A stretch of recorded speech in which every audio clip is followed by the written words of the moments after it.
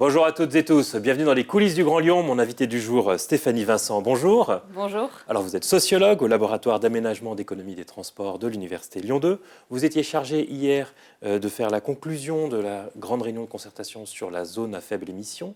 Quel apport peut faire un sociologue à ce type de débat?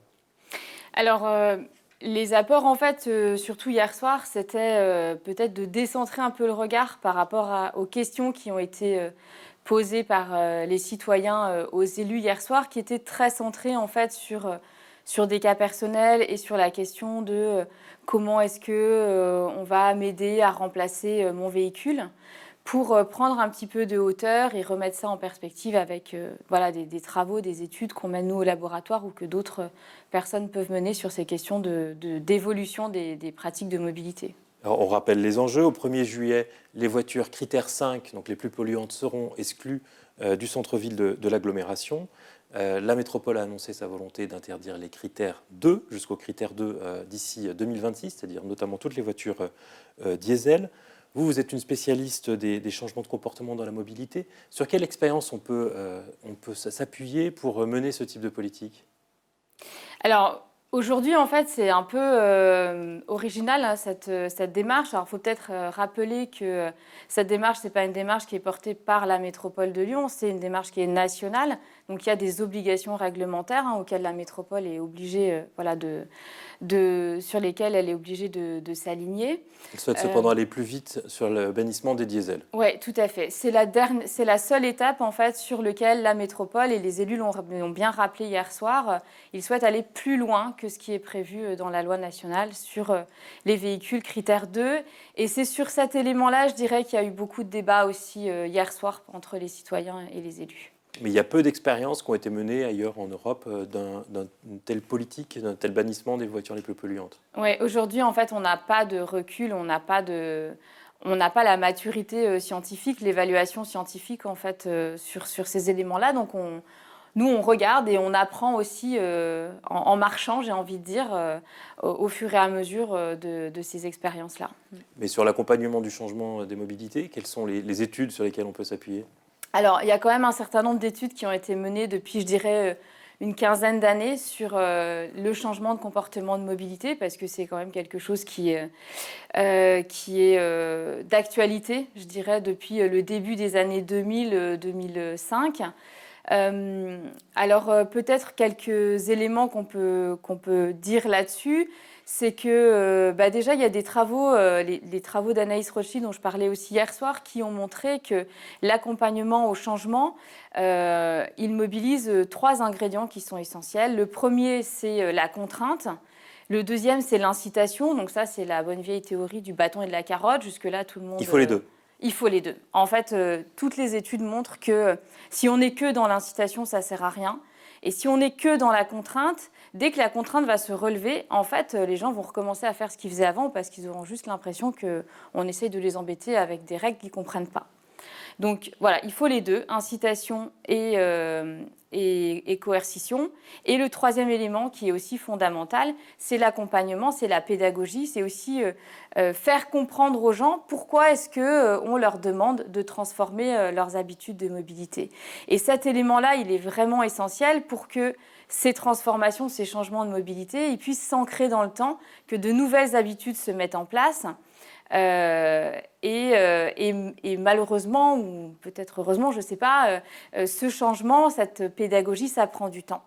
Donc voilà. Si ça prend du temps, est-ce qu'il n'y a pas un problème de calendrier? Est-ce que c'est vraiment raisonnable d'aller aussi vite?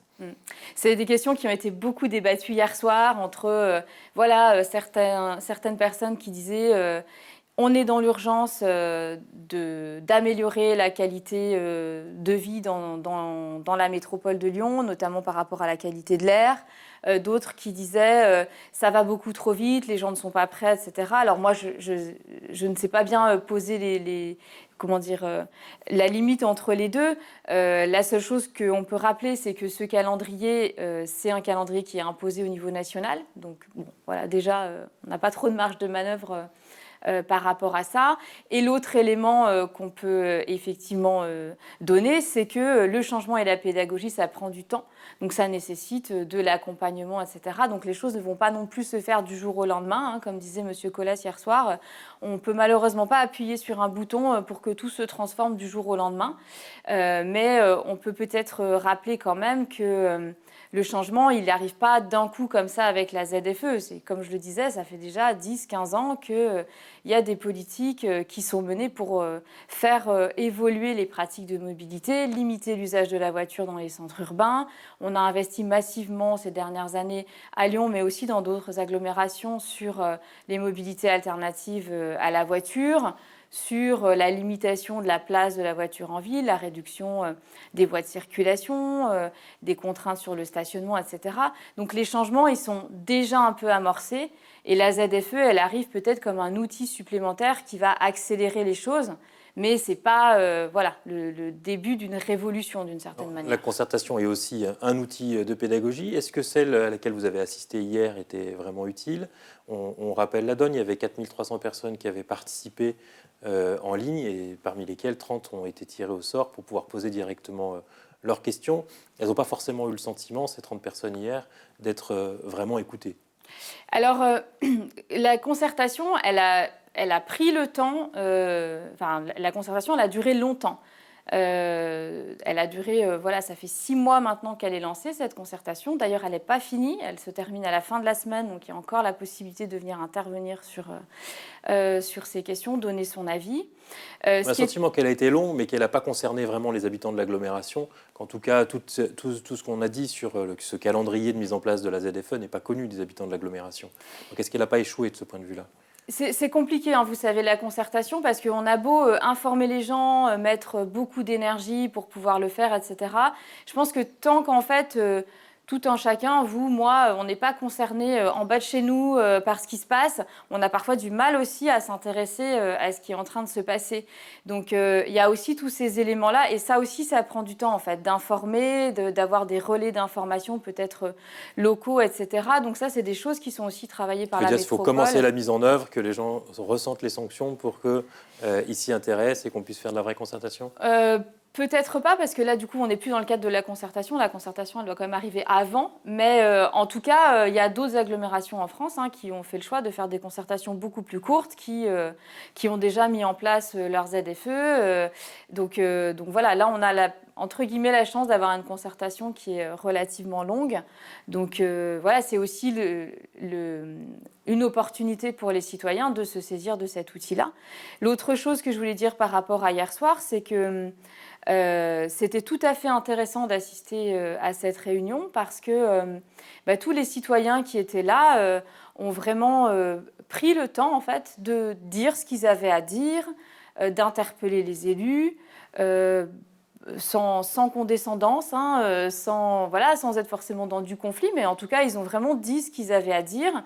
Et on a vraiment pris le temps aussi de cet échange, du débat et de la discussion. Et les élus ont apporté des réponses que moi j'ai trouvées assez pertinentes finalement aux interrogations des citoyens. Donc il y a vraiment eu le temps aussi dans cette concertation.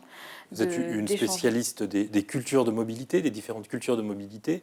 Ce qu'on a pu voir hier soir, comme dans toute cette concertation, c'est qu'il y a de ce point de vue-là des cultures qui sont très différentes et qu'il y a peut-être des fractures sociales, des fractures territoriales.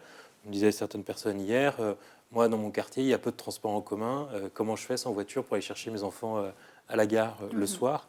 Est-ce qu'on va vers un conflit de ces cultures Est-ce qu'il est inévitable ce conflit entre les cultures de mobilité ?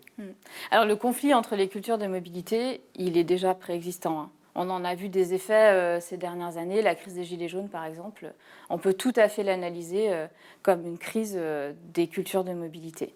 Mais ce n'est pas le sujet là aujourd'hui, donc on ne va pas forcément développer là-dessus. Peut-être revenir sur cette notion de culture de mobilité, c'est qu'aujourd'hui, dans notre pays, on a effectivement des cultures de mobilité territorialisées qui vont être assez différentes.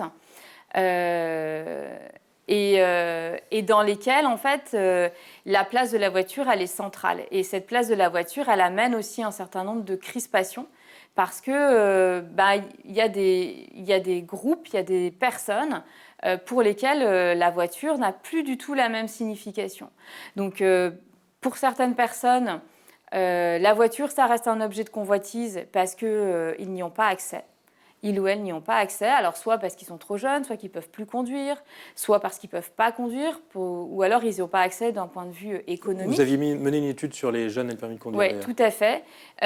Donc ça, c'est la première catégorie, hein, c'est ces personnes qui vont être exclues en fait, de l'utilisation de la voiture.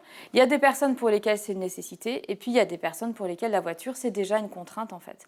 Et effectivement, l'étude qu'on a menée il y a quelques années au laboratoire sur les jeunes et le permis de conduire montrait que pour une bonne partie de ces jeunes, notamment urbains, mais pas que en fait, la voiture, ça représente une contrainte, un encombrement, et que c'est un outil de mobilité comme un autre, mais il n'a plus la signification qu'il pouvait avoir il y a 20 ou 30 ans, l'autonomie, la liberté, etc. C'est voilà, une autre vision de la mobilité. Stéphanie Vincent, je vous remercie. Et moi, je vous dis à demain pour une nouvelle émission des coulisses du Grand Lyon.